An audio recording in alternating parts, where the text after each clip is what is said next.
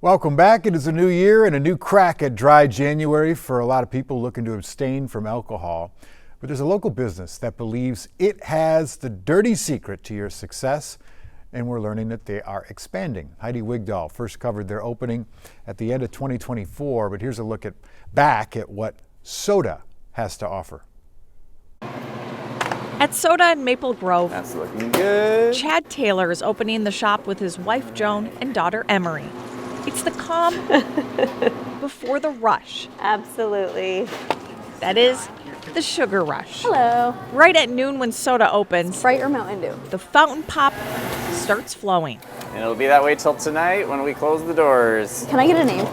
I just love pop, love Diet Coke, so I was excited to try kind of a new twist on it. The twist being, this is a dirty soda, pop, with pebble ice mixed with other flavors from fruit to creams to syrups. And at Soda, named after 90s songs. Our most popular for sure is Stacy's Mom. Everybody loves that. Dr. Pepper, vanilla, cherry, cream. Stacy's Mom, Vogue in 1979. Dirty soda is popular out west, especially among Mormons abstaining from coffee and alcohol.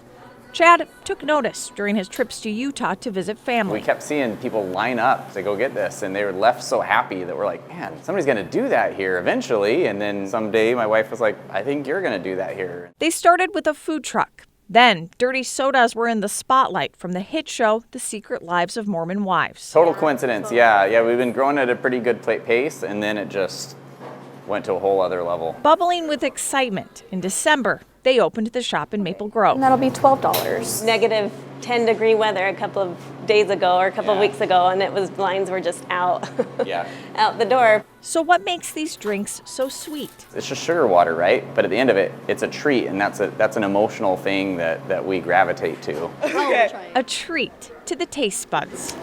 Ooh, they're good. I like this one, yeah. Yeah, it's good. In Maple Grove, Heidi Wigdahl, KARE 11 News. That is good, by the way. Really, really good. We had him on the KARE 11 Saturday morning show. We tried some different drinks. I think they even named a drink after us called the Champagne Supernova. He gives each drink a title of like a popular 1990s song. Anyway, delicious.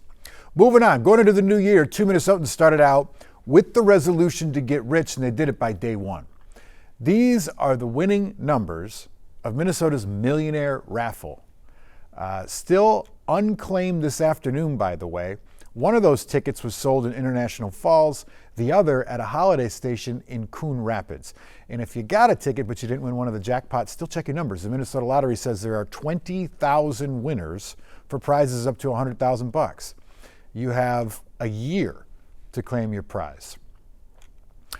Question, are you looking for another good read, your next good book? Well, Hennepin County Libraries just released its list of the most popular books of 2025, and the most checked out titles include The Heaven and Earth Grocery Store by James McBride and Spirit Crossing by William Kent Kruger. But by far the most popular checked out book this year, or last year, was The Women, and it's by Kristen Hanna. Right now, nearly 300 copies are on hold. And there's one detail that may have helped drive some of that interest. A woman from Buffalo, Minnesota, helped inspire the book. Sammy Selena has the story.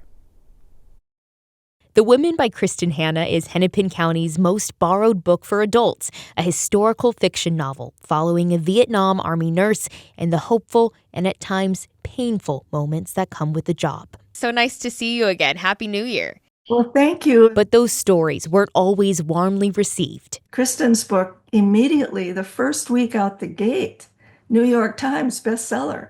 She was shocked. I was shocked because, who would think that we'd be so popular now after so many years? Minnesota-born Diane Carlson Evans helped Hanna with research as an Army nurse in Vietnam herself. If I told them what I saw and what I did, they would not believe me. In 2024, we covered a huge celebration in Buffalo at the farm she grew up in. This is the welcome home that I never had. One that was long overdue after Vietnam veterans kept their war stories to themselves amid controversy. And I didn't want to be honest. I didn't want to tell the world about the things I saw and did in Vietnam. But in 2020, Diane worked up the courage to publish her memoir, Healing Wounds. I never read a book from cover to cover until I read your book. You're awesome. Out of the blue, New York Times bestselling author Kristen Hanna asked Diane to read the manuscript for The Women. She agreed, but with one caveat. And I said, If I don't like it, I will tell you.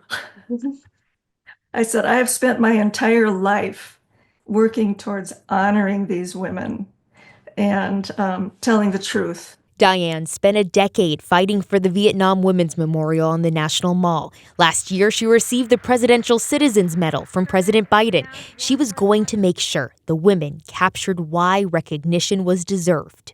The book, just the opening chapter, took me right back to Vietnam. And I was right back there. And this nightmare was horrible. And I was sweating and shaking. And Mike was waking me up and he said, "You have to stop reading that book."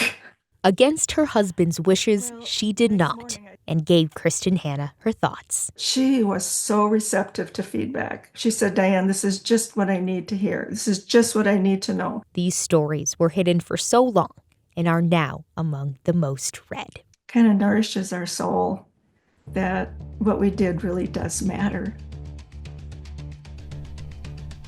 Stick with us. We got more news and weather coming up after the break.